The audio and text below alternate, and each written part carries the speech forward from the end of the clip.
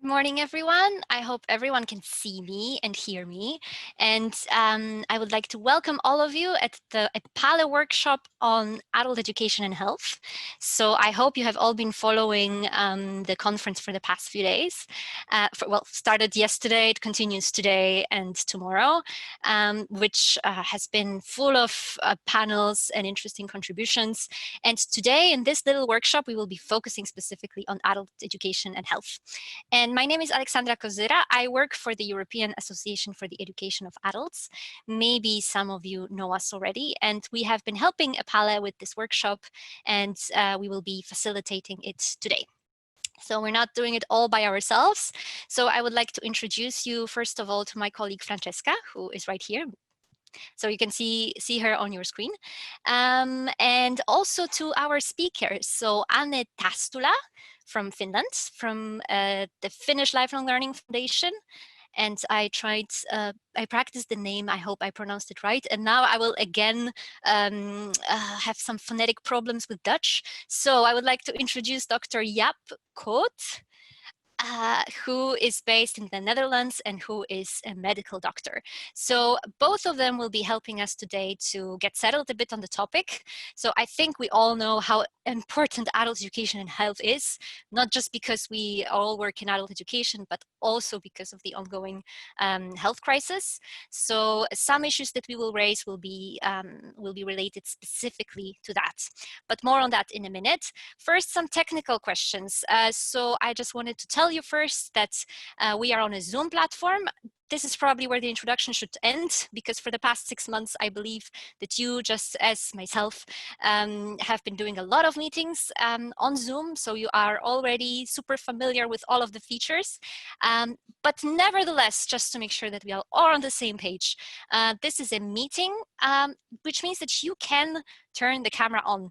And we would very much like to see you and your lovely backgrounds.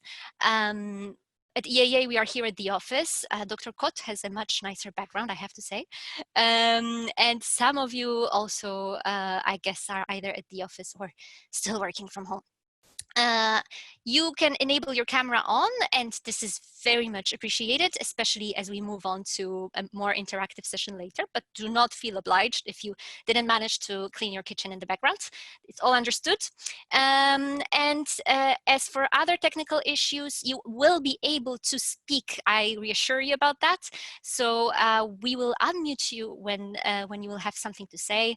But just so that it's easier for us to handle the technical aspect, you are muted for the time being. And I would also like to introduce you to the EPALE team.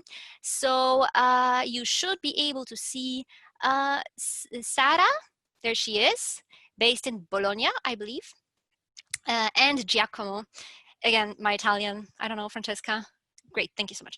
So, so the EPALE team is also here to help you with any technical questions that you might have.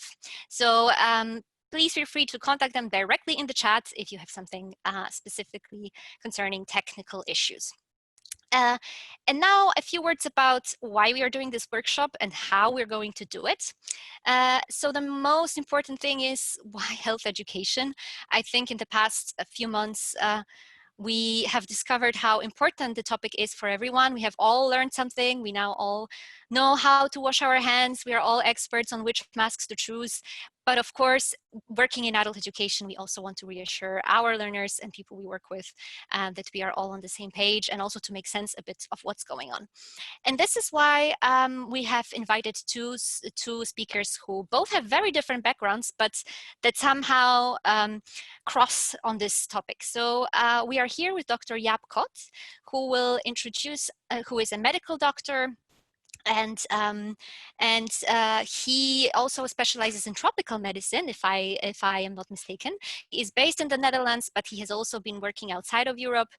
He has been supporting policy development when it comes to health education and also health community health education programs. And Dr. Koot will do a short introduction to why we are here and the importance of health education and different issues that he believes and we believe are important when it comes to health education, especially during a global pandemic. After that, we will break out into breakout rooms where we will have a look at a few questions more specifically. And this is where we hope to also hear from you, to hear about your experiences in health education and your reflections on the topic. And after that, we'll come back to the room and we will also hear from Anne Tastula, who, as I said, works for the Finnish Lifelong Learning Foundation, but she's also an editor of the ELM magazine, the Lifelong Learning magazine. And if you don't know it, then please check it out. Anne is an adult educator, but she also specializes in media literacy. And she will be telling us about a very interesting project called Science Over Beliefs, which is a combination of media literacy and health literacy. So I think that's something that we will all find quite relevant right now. That's all from me, and this is where I will give the floor over to Dr. Kot. Just a quick reminder, the meeting is being recorded, but only the presentation part will be recorded. So if you are concerned about your input as participants being streamed somewhere, that's not going to happen, just to make sure that we're all on the same page. And now over to Dr. Kot for a bit of introduction about why we are here and different aspects of health education. Thank you very much. I'm very delighted to be here, and I hope that we can have a fruitful hour of discussion and sharing experiences, because we think that all of you may be familiar with parts of the topic. What is important is that we look at the present situation. So if we see these posters, the left one is more for health workers, and the right one is for general public. So what do you think that these posters aim for in one buzzword? So if you use your chat function, then we can see what you are thinking. What are the key, what's the keyword that you would see here as important in this posters? You say visual educating people about rules, attention, to-do list, educating people, precautions. Yeah, so you see a lot of things that are relevant for this poster. What I would like to emphasize is that we are talking in all these posters about behavioral change. And here you see a kind of flow diagram of what we can do presently. And there you see wash hands, cleaning, keeping distance, washing hands, and so on.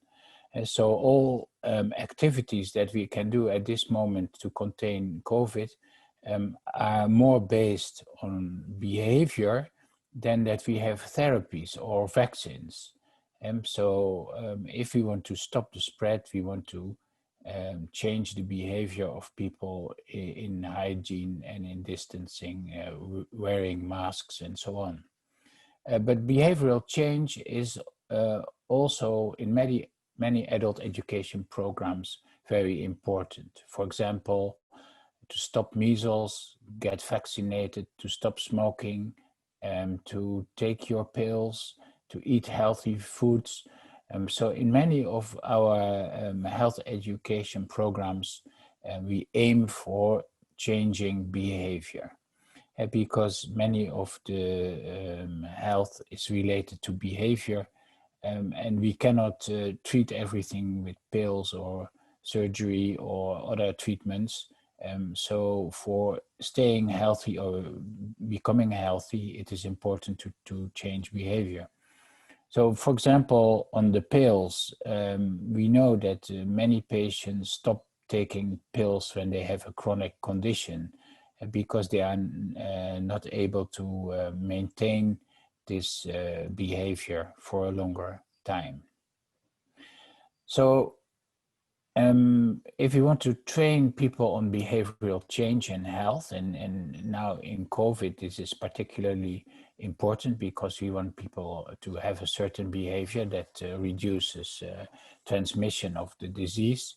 We need to first know the essentials of behavioral change, then how do we plan for that, and how do we implement this. So I'm going to give you very shortly a few examples and a few ideas so that we can discuss that in the breakout groups.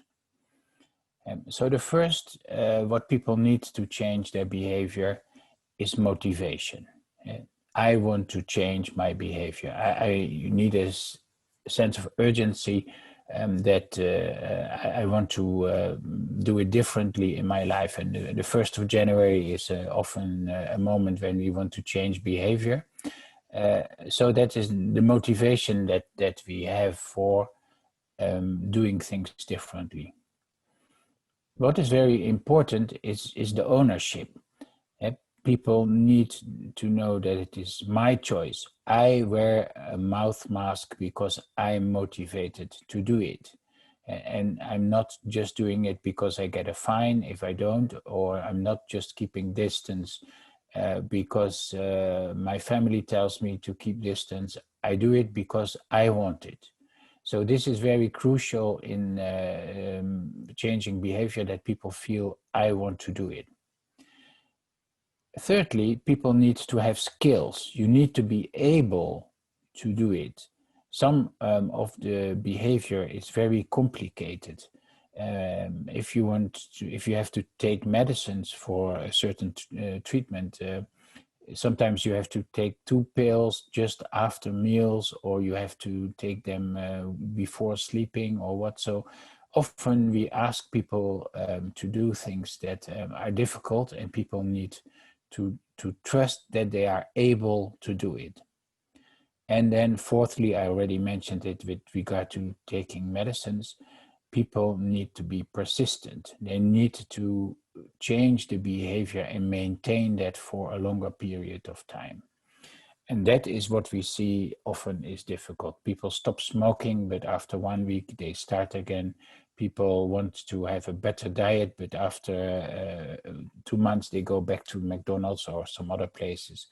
So keeping the change in behavior that was initiated for a longer period of time, that is one of the difficult parts in changing behavior. So if we want to train people in changing behavior, we must plan that carefully, because there is not one golden bullet that changes all behavior. So who are you talking to? Is it a classroom, or is it a group of elderly people? What is their level of health literacy? Are they able to understand messages or not? We need to know what we are wanting to achieve with the communication. If you want to stop to convince people to stop smoking, or if you want to convince people to keep distance or to wash their hands frequently.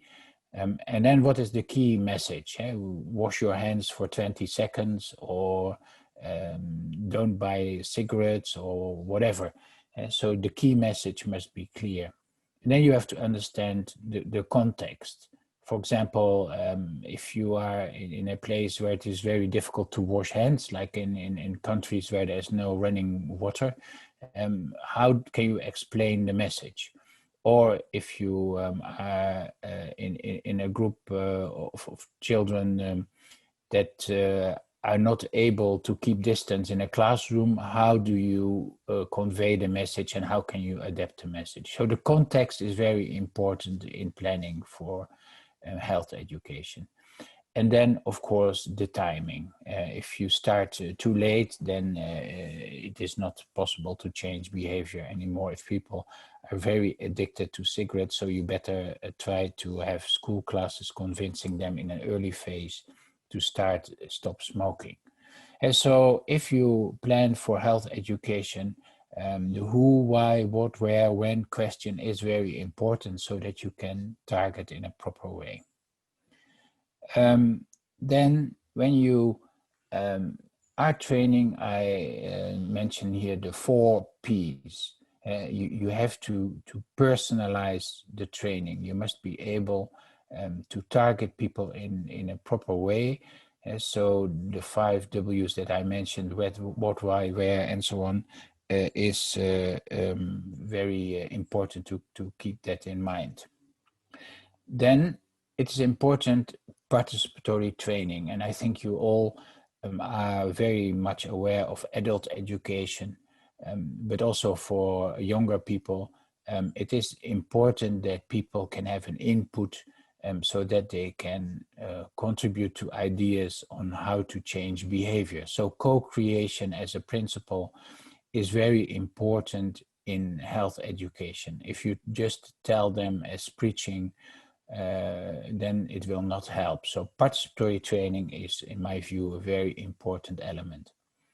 And then practice. We say much of the change in behavior is about practice. So if you do a training in hygiene, practice hand washing, so that people can learn skills and be able to implement it and get confidence that they are able to implement it.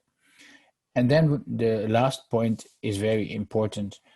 We often have one-off trainings in health education where we give one course or one day, or we have one poster, or we expose people only once to certain messages. But follow-up is very, very important. You need to maintain the message and come back to it time and again, because changing behavior is not something that you do overnight after one message. So with those elements, we want to start a discussion.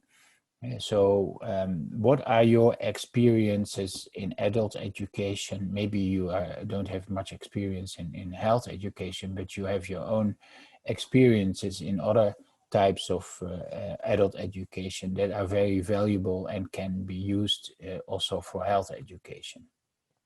So in short, in the present time of COVID-19, we need to stop this epidemic mainly by changing behavior. We cannot rely on medicines because those medicines are hardly available for this type of infection. We don't have a vaccine yet. Maybe it will be there in 1 year's time. But if we want to stop the COVID-19 epidemic at this moment in time, we need to aim at changing behavior, and we need all experiences that you have and that others have so that we can achieve. So in the next, the breakout rooms will be introduced where we are continuing the discussion. And after that, we will have time for some plenary discussion. So with this short introduction, I would like to hand back and invite you to help us getting your experiences in adult education and use that for health as well. Thank you very much. Thank you very much. And at this point, please feel free to type your questions in the chat box if there's something that you found really interesting that Dr. Kott has mentioned and that you would like to have an explanation of or maybe a clarification of. I think from our side, it's very clear the connection to the principles of adult education are really there. So thank you for mentioning things like personalized learning, also the importance of co-creation. I think that's something that is also very close to our hearts as adult educators, but also the question of follow-up, which I believe will be addressed in one of the breakout rooms, since it's clear that we always want to know what happens to the participants, and in the question of changing behaviors, monitoring what happens later is really important. if there are no questions, you will of course have a chance to still ask them later. And to answer another question that I got, yes, you will be able to have a look at the slides after the workshop as well. I think we can now move on to the breakout rooms, where we would like to focus on 4 different questions, which you will discuss with myself, my colleague Francesca, and also our speakers, so Dr. Kott and Anne Tastula.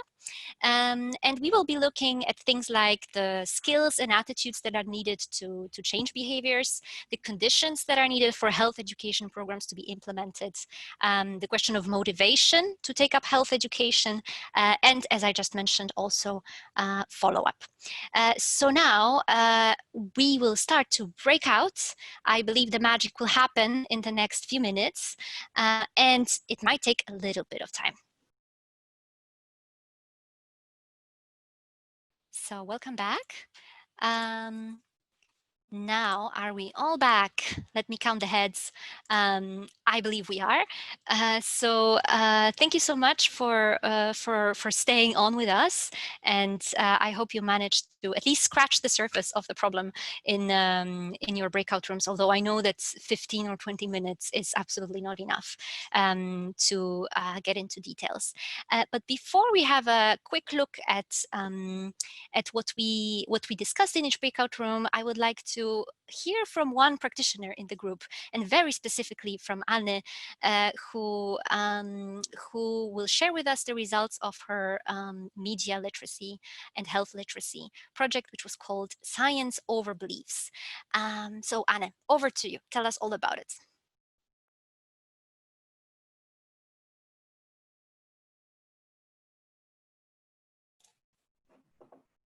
Thank you, Ola. You can see my PowerPoint presentation? Yes, perfect. Yes, I will quickly use my 9 minutes to present one example of projects, because Dr. Kupp was talking about how to be able to change the behavior of people, and especially on the health education. So this is one example of a project that was aiming to help people change their behavior. And our aim was to, what we wanted to change is that the people would trust science more and be source critical when it comes to health claims. Primary target group were the medical students, and then the secondary target group were the actual people, normal people who we wanted to change their behavior.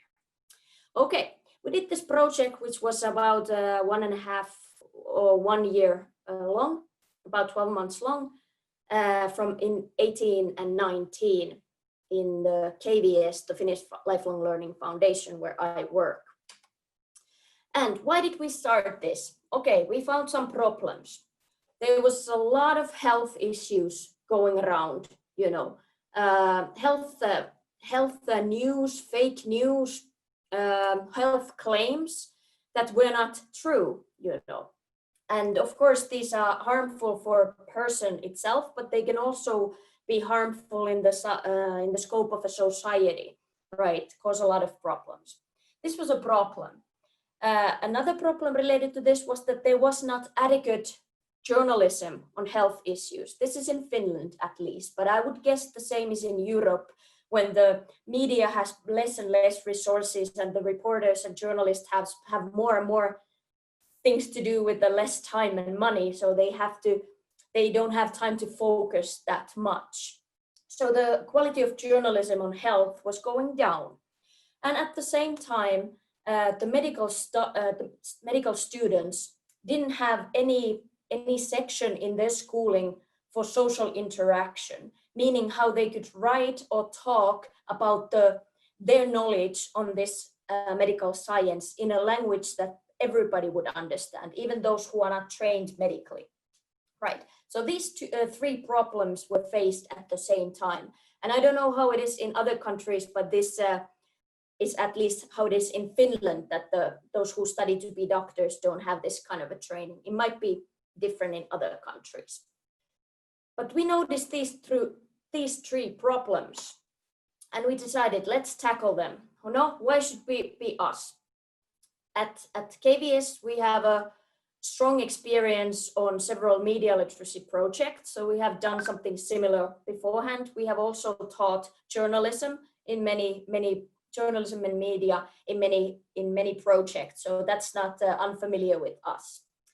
And our value is at KVS that we value dialogue and fact-based communication in everything we do, and also co-learning, learning together.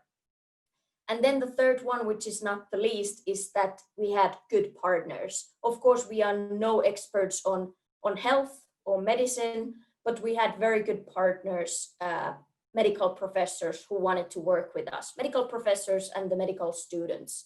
So that's how we got the group together. Okay, what did we do? We named the project Science Over Beliefs in English, and we aimed the course for medical students so that they could better respond to the common and false health beliefs. This was something that was not included in their formal training at the university.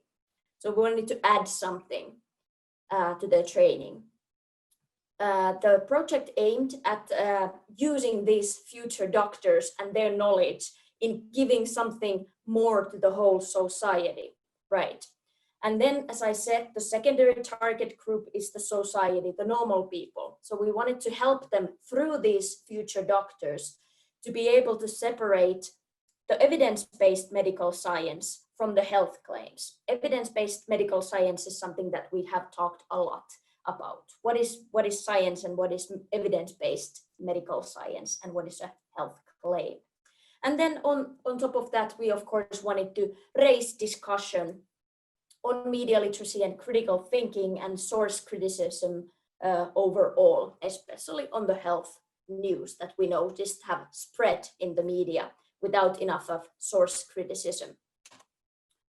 How did we do this course? Okay, we had a training course for a set group of medical students. It was about 30 hours long. It lasted the fall and spring season. I think we had 5 sessions altogether. And the training included basics of journalism. How does media work? How do journalists work? Where do the news come from? What is the selection of news? This kind of like a idea behind the journalistic processes so that the students of some other field would be able to understand how to get into the, into the field, so to speak. If you don't understand the processes, it's hard to understand where do I step in, right? And then the students wrote articles in pairs. They were science-based, but in common language.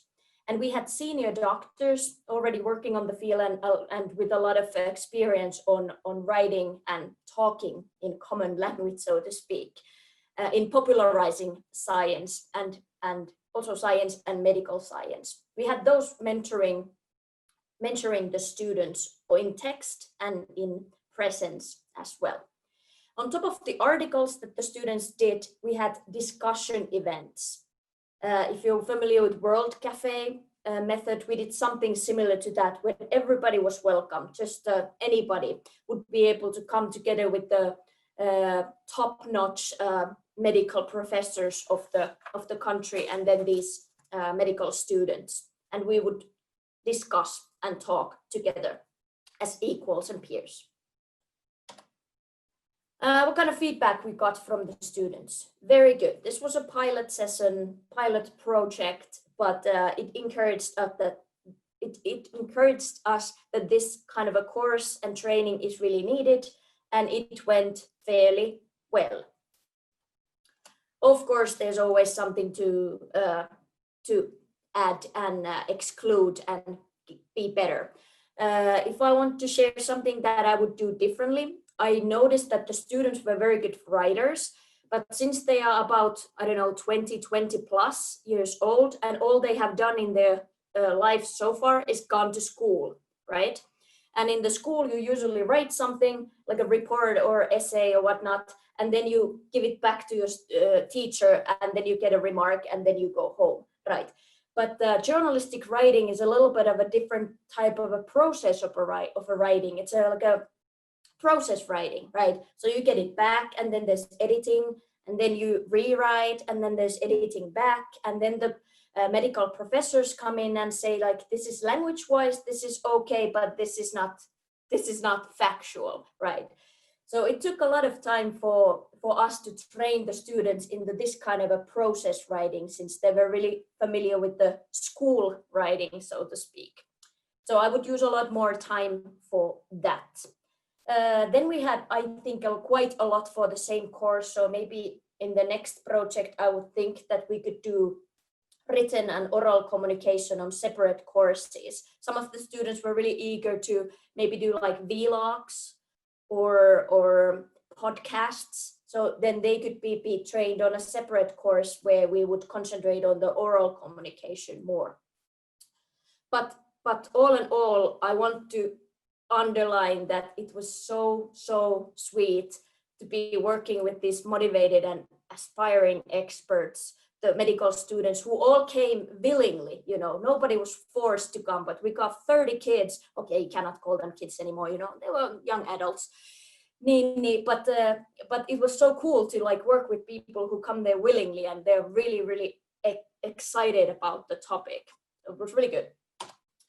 So what did we have as an outcome, factual outcomes of the project? As said, 30 medical students participated in the 5-session course. A session could be like a weekend or one night. It depended a little bit. We produced 12 articles on the common health claims that were fact-based, and then of course good language.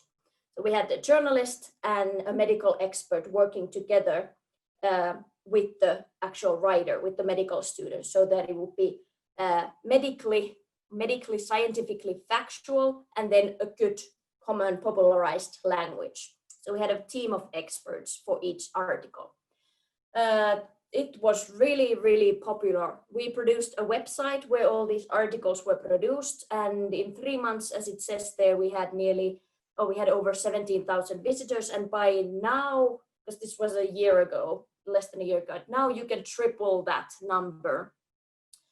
So this was the most media coverage that we have ever gotten in the history of 150 years of Finnish Lifelong Learning Foundation.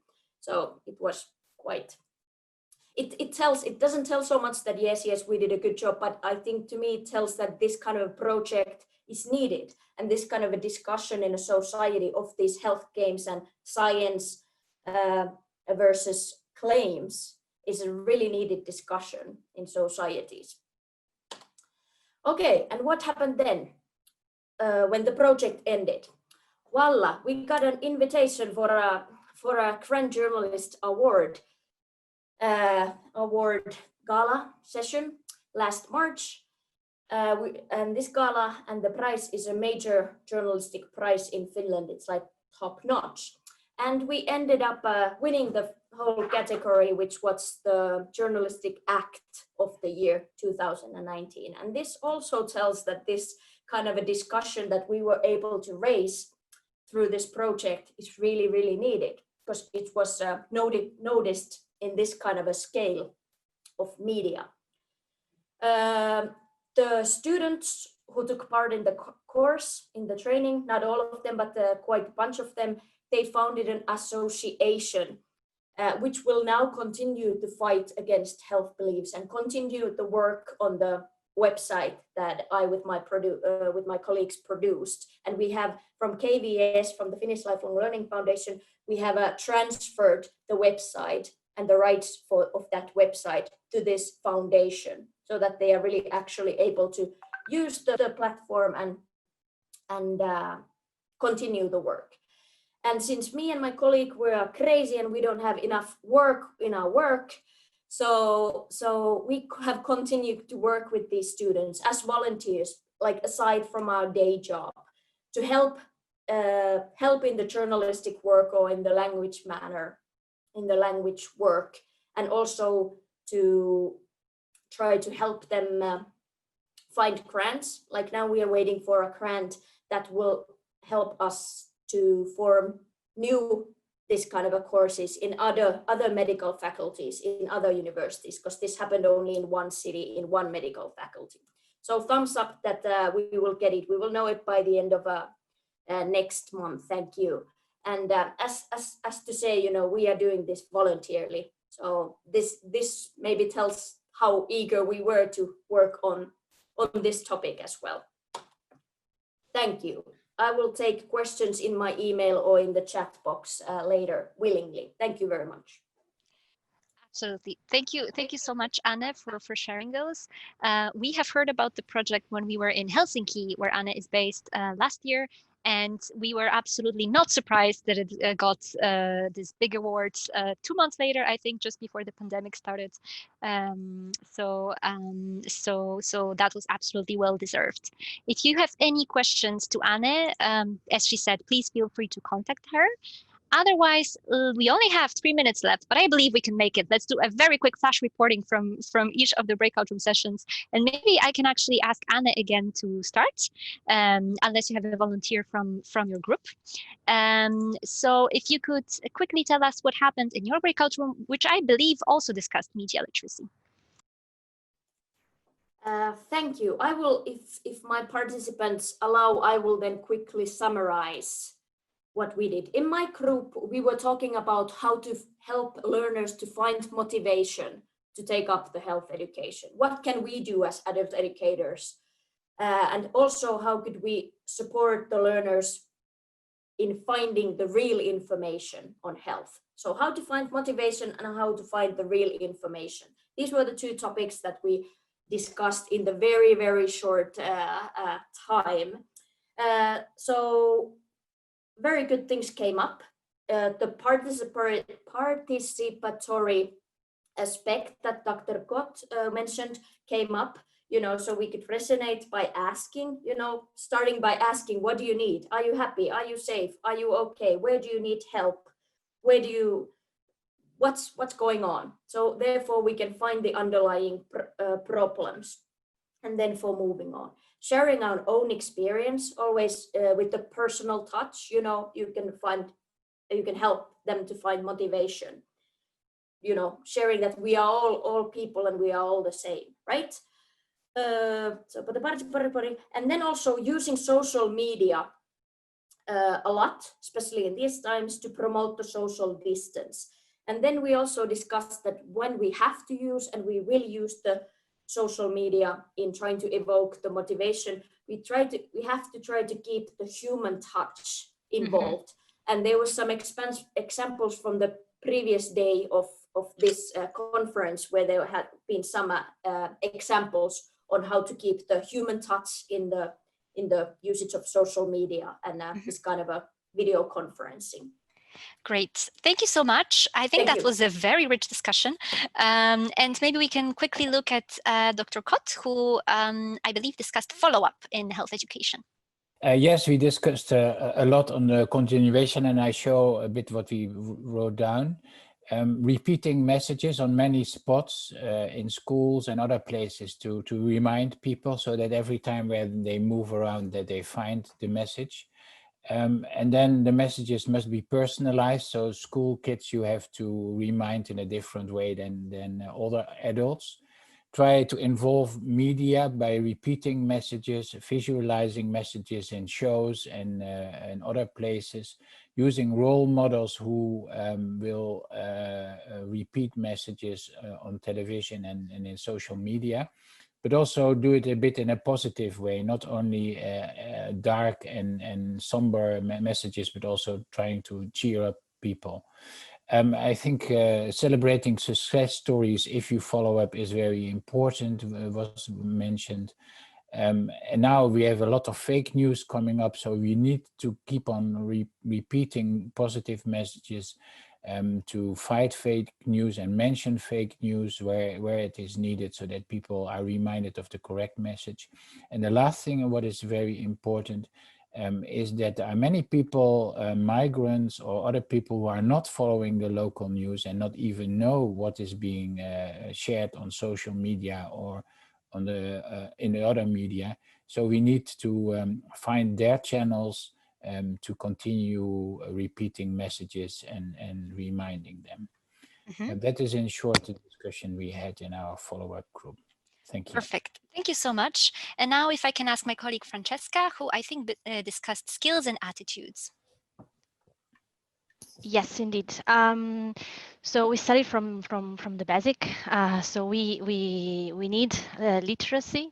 First of all, literacy as we understood it maybe in the past, like reading and writing. We need people to understand what is written in food packaging, medications, prescriptions, and everything. But then this also implies also an understanding of health information. So health literacy is a concept that is not new, but for sure now is crucial, and everyone sees the importance of it.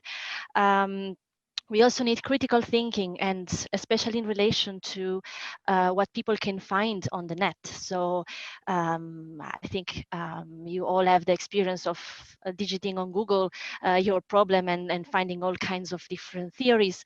We need people to be critical and to find the right sources if they want to look for information on the net, and also look for the right questions and select the right answer.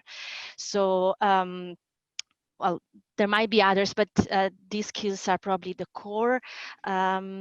We also discuss a bit motivation, how to increase motivation, and how to keep the perseverance of people, whether this is possible to teach or not.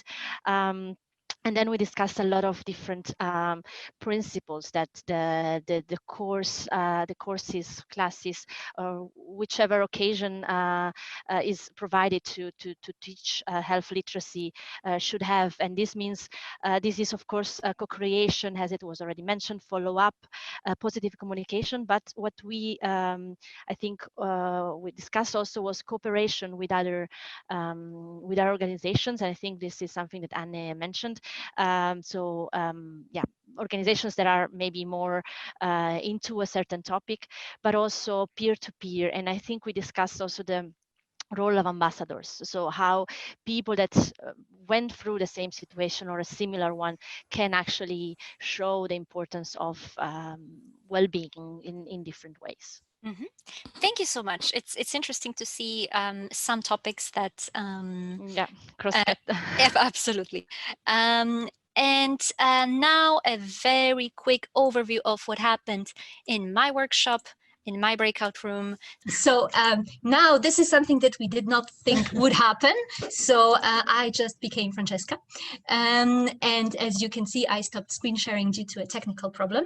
But in my little group, we discussed the conditions that are needed for health education programs, which is mainly the different policy levels that you have to work with, both local, but also at the national level. We had some super interesting examples from the UK, for example, of different bodies that are responsible for information literacy. And we also had a quick look at the different principles of health education programs that are needed.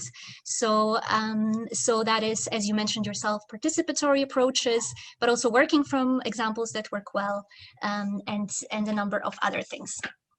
And on this note, I'm afraid we will have to close. We already run 5 minutes late, but we will have a brief recap of what happened in the plenary session, which we are very much invited to follow on EPALE and on Facebook. And I also would like to remind you, as EPALE team reminds me, that you can get a certificate for participating in this workshop. And if you are interested in that, there is a help desk EPALE email address in the chat box that you can use for that. Thank you so much for participating, and we will make sure that you get all the slides and notes via email. And if there's anything, please let us know via email as well. Have a lovely day and see you very soon. Bye-bye. Bye. Thanks, bye.